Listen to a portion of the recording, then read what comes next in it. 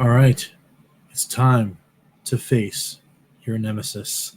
What's going on, everyone? It's Rich Haywood here for Bacon Ice Cream Productions and Team RTFC, welcoming you to yet another episode of Good Times with Retro Rich. And yes, it is time for the community prompt. That's right. We're one day behind. For whatever reason, yesterday's vid, I was shooting and I could have sworn it was Saturday night and not Sunday. And I was like, oh, sweet. Yeah, I'll do the video tomorrow. And then I did all my stuff and did whatever. And I completely disregarded the fact that it was actually Sunday.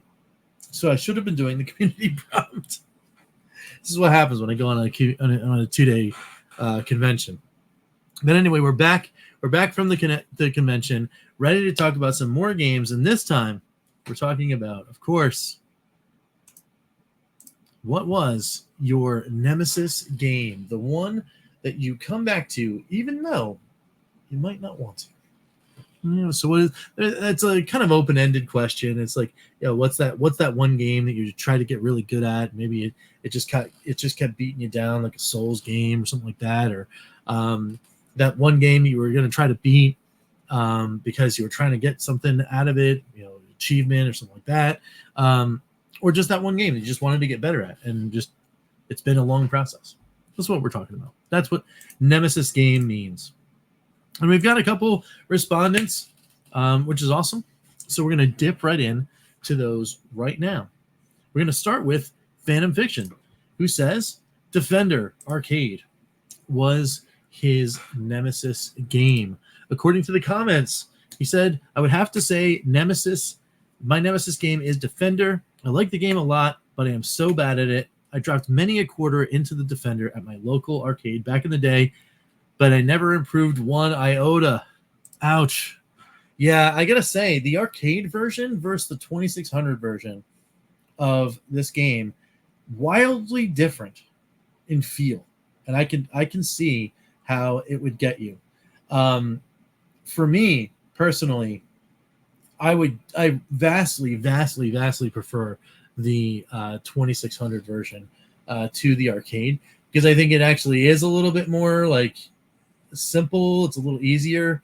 The hit detection for all these small enemies on the arcade version is not there on the Atari version. It's pretty crazy. And I think this one, like this one too, like there's a lot of other people, I guess, that played this game, and then like there's some like I guess also rans in the game community. There is of course there's Chopper Command, which feels a lot like Defender. There's a lot of like those side scrollies. There's Fairy Fire on the Evercade. Kind of feels like it, but nothing really does it like the original Defender in the arcade, which is crazy. And this game is pretty wild. And yes, I could see would get you on the quarter side for sure.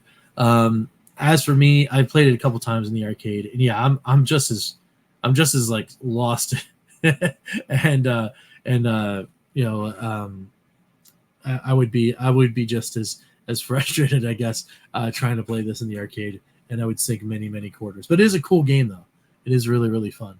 So even though it is difficult, I like coming back to it, and I hope that one day you'll get that time, and you, my friend Phantom, will also master the Defender. So that was that Defender, the arcade version from Phantom Fiction, and then we got Jamie69 coming in with Ghouls and Ghosts. There's actually a topic on the on a community post where I did not know that this game was the sequel to Ghosts and Goblins. I had no idea. I don't know why. I don't know. Maybe because it starts kind of like in the same vein, but everything about this game is kind of for lack of a better term, it's kind of a ball buster, really. This game just gets you, and it's just hunting you every second, every frame. There's something that's coming at you. And I guess you're a knight and you're in this like haunted thing, and there's all these ghosts and ghouls and goblins and all the fun things trying to come for you. So it's pretty wild. and it is very difficult. Let me get into the comments here. Jamie saying, my Nemesis game is, without question, Ghouls and Ghosts on the Mega Drive. I love the game and have beat it once fair and square on OG hardware, going around the block twice. But now being in my 50-somethings, I don't have the skills or the stamina anymore. However, that doesn't stop me trying, and I still refuse to use those modern, fangled save states. Says, keep up the awesome work. Thank you. Thank you, Jamie69. That's awesome. Yeah, that's cool. That's cool, too. I mean, hey, I am not above turning on some old man mode. I will use anything at my disposal if it's there to try to experience it. Because that's I think, as I'm getting older, I've made the excuse for myself that, hey, you know what? Maybe with all these like newfangled things, it does allow me to actually interact with some of these old games and get to play them the way I would like to play them. So I'm not gonna deny myself. If I can see the end of a game, I will try. And I've actually found that sometimes when you're using the save states and you're using all that kind of stuff, it does actually improve your skills and kind of like gets you to the point where, all right, cool, let me try a run. Let me turn the save states off and see what happens. And you'd be surprised at how actually better you play after knowing that you can get through it with the cushion. You play even better. I've been doing that actually a lot with the game Ninja Gaiden on the NES, using save states a whole bunch, trying to learn my way through, and then I get to the point where I'm like, oh well, I feel pretty comfortable. I pop on the NES version on real OG hardware, no save states there, and I'm actually able to get now from start to around 3-2 with very little errors. Maybe a restart here or there, or loss of life here or there, but it's not really that bad. And I've been using that technique to kind of improve my gameplay. So anyway, it's pretty cool. And this game is also pretty cool and will be one that I will be playing again pretty soon, hopefully. I'm hoping to get a Sega Master System version of this game so I can play it on the Master System. It's another one. I used to own this, and I really, really enjoyed it, even though it was super, super hard. But I do want to get back to that and play some more of this game, and of course play Ghosts and Goblins, so I can know what's up with that. And I just did maybe have some pickups from Too Many Games. Another video coming near you. That we could talk about all sorts of fun stuff like that, and whether or not I'm going to be able to play some Ghosts and Goblins. So anyway, thank you, Jamie, for the share. It's awesome. Another cool game on there. All right, so there's no other submissions, so we got to get some more people. We got to get some more people in and share some more. But there is me. What is my Nemesis game? So I went back in the memory banks, and I'm like, well, there's tons of games that I'd like to play or like to get better at or like to whatever. But I do remember one specific thing where it was my Nemesis for almost nearly 6 months or something like that. I was trying to get the Platinum Trophy in Sonic's Ultimate Genesis Collection for the PlayStation 3. And there was one more that I needed to get. It was a gold trophy. It just says beat the game. And as long as I could beat the game, it would have been fine. But it took me so long just to get through this game. What game is it? It's a puzzle game. And I figured, I'm good at puzzle games. This should be easy. No, man. It's Dr. Robotnik's Mean Bean Machine. If you've ever played this game, oh my word, is it kind of out of nowhere. Now there are cheats, there are like things you could do, whatever. It's your typical like puzzle fighter kind of thing. You gotta stack your beans in a certain amount of colors. So I think it's 4 or more. Gets you a break, and then you can do some chains, and then you have to do all these other things. And your scenario mode, you play for 13 levels or something like that. The last level, of course, is Dr. Robotnik himself, not Eggman, but Robotnik. That's back when before he did his universal name change, I guess. And the game is super fun. I really like it, but man, did it ruin me. Getting to the end over and over and over again, playing Dr. Robotnik and just beating my head against the wall on his stage. It just was relentless, man. You know, so let me get this thing out of the way here. So you can see how you create your stacks, and every time you create a stack, you have some junk blocks that fall. But you have to make sure you're doing it in such a way where you can build up combos, because you want a whole bunch of junk to go over to your opponent. Because if you don't have a whole bunch of junk, then it's gonna wind up being a problem. So you got to set up combos. So see, you get the 2 line. Now you get a whole big line of the junk, and that can mess up your opponent, so that you can't recover that well. So you got to keep doing it and making sure that you're not quite connecting everything, and then you connect it just this once, and so it can stop the other junk from falling and all that kind of stuff, kind of like in Puzzle Fighter.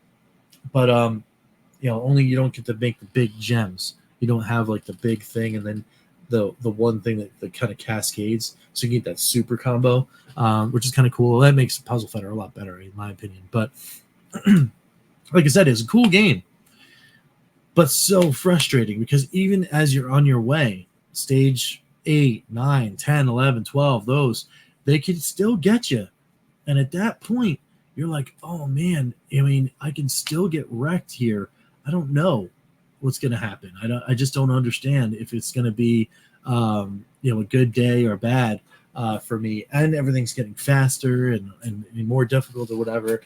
And you get to Robotnik, and he's flying all over the place, boom, boom, boom, dropping everything. He knows exactly what's going on. You got junk coming all over the place, and if you can't push it, you're going to lose.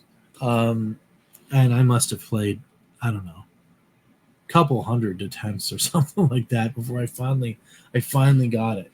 And and then I did prevail. I got my trophy, and then I got my platinum for Sonic's Ultimate Genesis Collection. But I heard that there's a second trophy list. So if you get not Sonic's, but Sega Ultimate Mega Drive Collection for the European version, which I do have the disc for, you can actually do it all over again and get another platinum. But that also means playing that game again. I don't know about that. I don't know. But we'll try. All right. So that's it. That's it. Those are the answers for this week's community prompt. But fear not, because there's another prompt, where there will always be another prompt. We got some holidays. We got some traveling going on. In 2 weeks, I'm going to be basically spending the entire day on a plane, flying to one place and getting on the plane and flying right back, dropping off my son so we can hang out with the grandpa and grandma. And that's awesome. Obviously, somebody has to escort him. But like I said, I'm going to be on a plane all day. I'm just waiting for things all day. So I got to take some games. So I will ask, what is your favorite travel game?